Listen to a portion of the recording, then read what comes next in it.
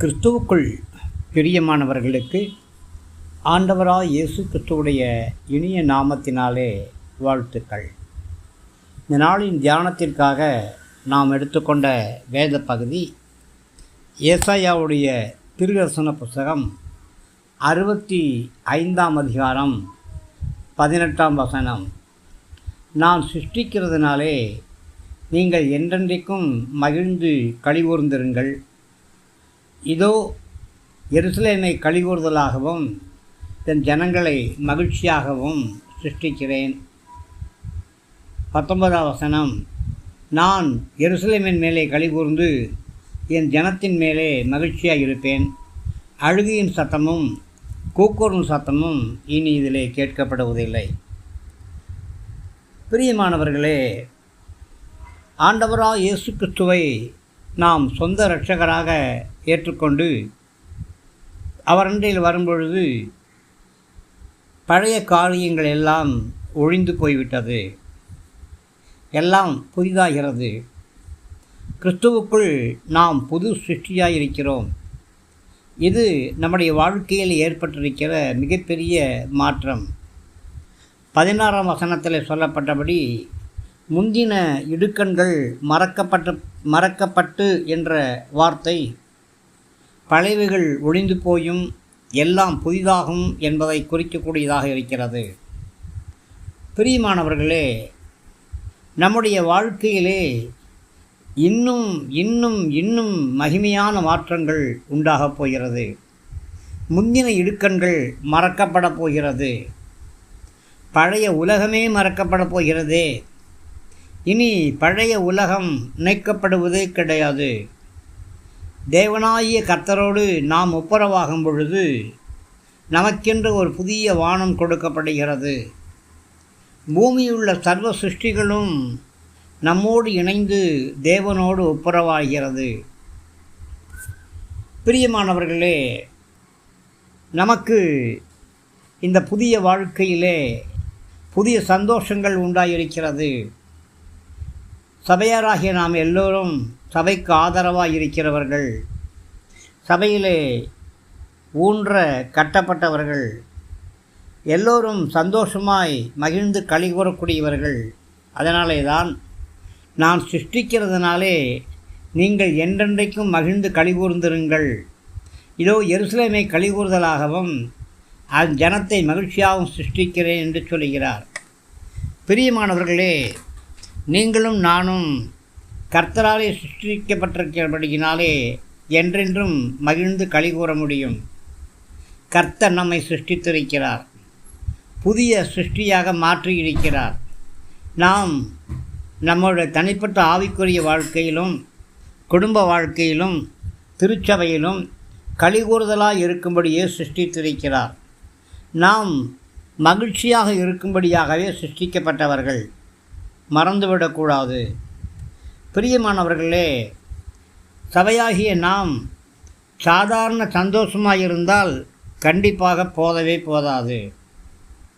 நமக்கு சபைக்குள்ளே ஒரு சந்தோஷம் இருக்க வேண்டும், சபையை குறித்து ஒரு சந்தோஷம் இருக்க வேண்டும், சபை ஆசீர்வதிக்கப்பட வேண்டும், சபை வளர வேண்டும், பெருக வேண்டும், செழித்திருக்க வேண்டும். கர்த்தருக்குள் எல்லோருமே எல்லா நேரங்களிலும் சந்தோஷமுள்ளவர்களாய் இருக்க வேண்டும். ஊழியக்காரர்களும் செழிப்பாய் இருக்க வேண்டும், சந்தோஷப்பட வேண்டும். ஆண்டவராகிய கர்த்தருடைய வாஞ்சை இதுதான். இந்த வாஞ்சையை நாம் நிறைவேற்றும்படியாக பரிசுத்த ஆவியானவர் நமக்கு உதவி செய்கிறார். ஆவிக்குரிய கனிகளை நமக்கு கொடுத்து ஆவிக்குரிய வரங்களால் நம்மை நிரப்பி ஆவியானவர் நம்மை அலங்கரிக்கிறார். பிரியமானவர்களே, 19ஆம் வசனத்திலே நாம் எருசலேமின் மேல் களிகூர்ந்து என் ஜனத்தின் மேல் மகிழ்ச்சியாக இருப்பேன். அழுகையின் சத்தமும் கூக்குரல் சத்தமும் இனி கேட்கப்படுவதில்லை என்று ஆண்டவராகிய கர்த்தர் சொல்கிறார். பிரியமானவர்களே, நாம் சிறையிருப்பில் இருந்தபொழுது நமக்கு அழுகையின் சத்தம் இருந்தது, கூக்குரலின் சத்தம் இருந்தது, வேதனையின் சத்தம் இருந்தது. பலவிதமான பாவ பழக்க வழக்கங்களிலே சிறைபிடிக்கப்பட்டவர்களாய் காணப்பட்டோம். ஆனால் எப்போது இயேசுவிடத்திலே வந்தோமோ அப்பொழுது அவருடைய சொந்த இரத்தத்தினால் கழுவப்பட்டு எல்லா சிறையிருப்புகளும் திருப்பப்பட்டு குமாரர்களாய் குமாரத்திகளாய் நாம் அலங்கரிக்கப்பட்டிருக்கிறோம்.